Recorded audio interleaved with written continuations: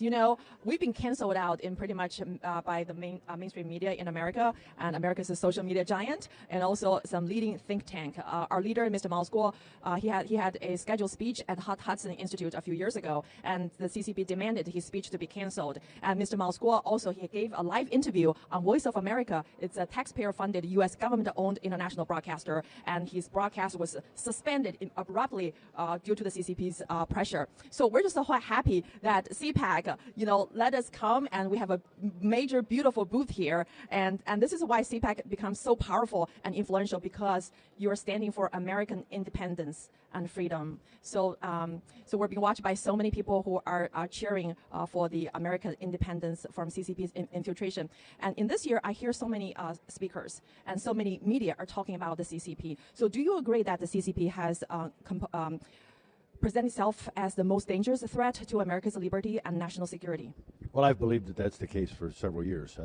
I'd love to be proven wrong, but I don't think I will be. I do think it's the number one threat.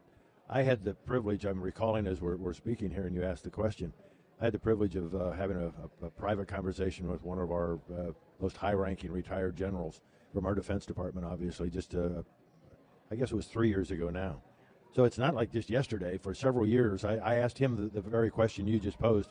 What keeps you up at night? What's our greatest threat? And he said, without reservation, he said, it's the CCP. Yeah. And, to deny that would just be to deny reality. In a very, I guess, a similar way, I asked one of our senators who voted for the, I thought, very poor, very bad Iran nuclear deal a few years ago. Yeah. And he was just about ready to cast his vote in favor of it. And I said, what part of death to America don't you understand? And so these people aren't to be trusted, the Iranians.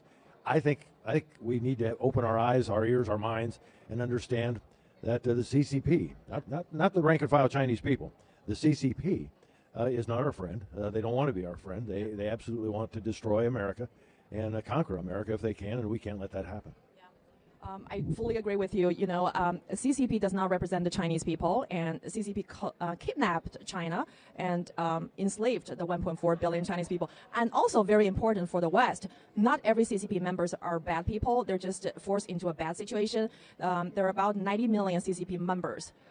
But there are only a handful of the CCP oligarchy or kleptocrats that control 99% of the wealth and power. So it's these people we ask the West to decouple from, because they don't represent the 90 million CCP members. They don't represent the 1.4 billion Chinese people. So